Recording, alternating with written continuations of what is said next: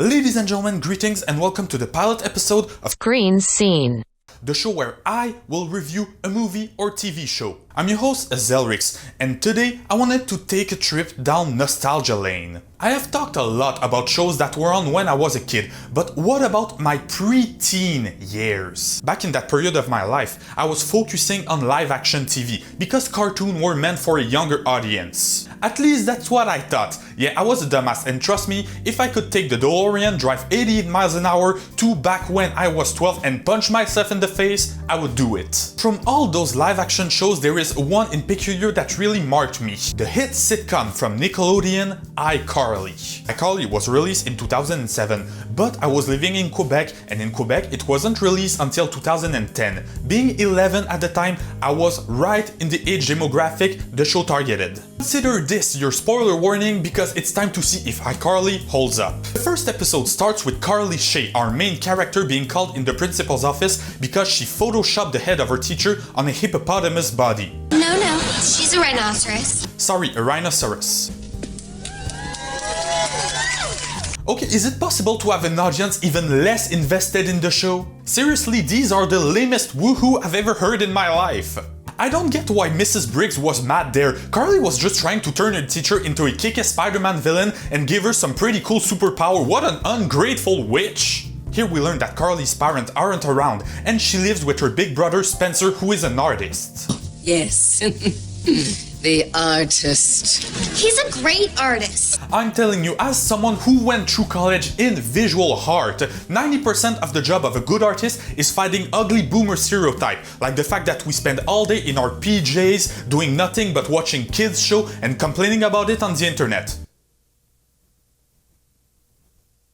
God damn it! Instead of being expelled or to be in detention like any normal school would do, Carly is forced to hold audition for the talent show with her best friend Sam on Saturday. Now we meet Sam, and pardon my French, but holy shit. Sam is crazy. What am I again? Pretty and sweet. Thank you. Is that aggressive, violent tomboy girl who has a super extreme temper and needs to be kept in check.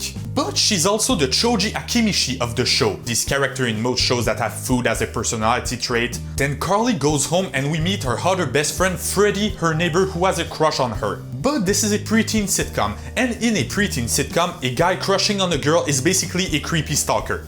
You just want to be friends, and I'm totally cool living with that constant pain. Okay, two things wrong here. First of all, this guy is waiting for Carly to come home. She should get a restraining order. And this is creepy. I know it is the casting that wanted it that way, but she's 13 years old and he looks like 9. Finally, have you ever wondered how messed up Carly's environment is? Her best friend is a borderline sociopath and she lives across the hall from her stalker, who by the way lives in apartment label number Dick. Then we finally meet my favorite character, Spencer, the eccentric artist who is financially responsible for the well-being of his little sister and live in a 3-floor apartment. No, not 3-bedroom apartment, 3-floor apartment. Okay, so I went to art school and right now I'm a film student, and no, this is not possible. This might be the less believable part of the show. They can't afford this place. There is a reason why I wasn't afraid to move to Toronto. I don't fear muggers. If somebody was to steal my wallet as a film student and former art student, they would lose cash. And now you got this 26 years old living off his heart in a 3-floor apartment in Seattle, responsible for the well-being of a teenage girl? I call bullcrap on this one. Anyway, yada yada yada, Spencer turned his camera into a squirrel and Carly asked for Freddie's help to film the audition. They eventually get to the audition part and oh my god!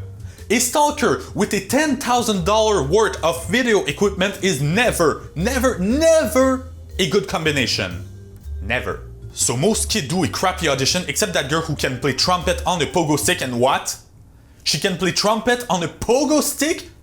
She's the one who should have sitcom! That's awesome, that's a superpower level of talent. I want more of this, I want to know what happened for her to get there. So Freddie records Carly and Sam bad-mouthing their teacher. Sam pulls Freddie out of bed. Why the hell is Freddie sleeping with his socks on? The teacher finds out, but no harm done because the audience thought Carly and Sam were hilarious and they start live streaming their show, Icarly. Freddy, it is impossible to try to edit out something from a video and ending up editing out everything but the thing you were trying to edit out. No one is that much of an idiot. We made fun of Miss Briggs and her crazy pointy boobs! Get out! What is the matter with you? Why is everyone yelling? So eventually they broadcast their show featuring all the kids that didn't make the cut for the talent show but had incredible talent, including this guy who can say anything you say backward. I must be from planet Jupiter because there's no other way I could be saying all this backwards. I descend at morph hit tenel bread pudge as okabra hit sit on hit yabatat I'd look yolisats yas hit sudrakya. His brain is just amazing. What is he doing on the internet? He should be off curing cancer or something. Finally, they cut to the last kid exiting with their goat. Where did you find a goat in Seattle? And most importantly, what the hell was your talent for you to require a goat? You can't just show me that and expect me not to ask question. I want to know. I need to know. You bring back the goat right now. Looking at that goat made me hungry. What the hell, Sam? I mean, I've eaten goat meat before, but that doesn't mean I want to jump on the first goat I see and eat it raw on the internet. Wait a second.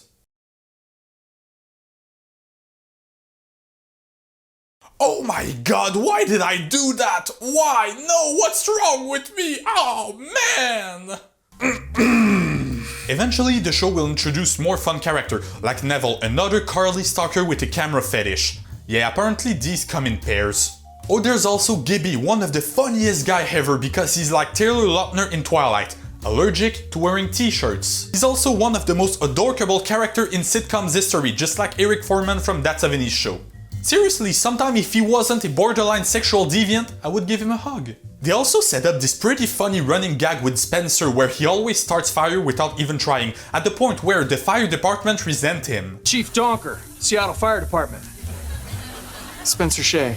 Yeah, we know who you are. Okay, Spencer, you're my favorite character. I love you with all my heart, but what the hell? This is not bad luck. Starting fire like that is a superpower. You, sir, might just be a hexman. He sets up fire to a pine tree made of metal, a plastic gun, a drum, and even a fire extinguisher. I think chemistry and physics just died. Einstein is rolling in his grave. So overall, I'd say this show has aged pretty well. But back then there were two clans. The Disney Channel sitcom that were more traditional and the Nickelodeon sitcom that honestly felt like an hyperactive kid injected themselves with pure adrenaline.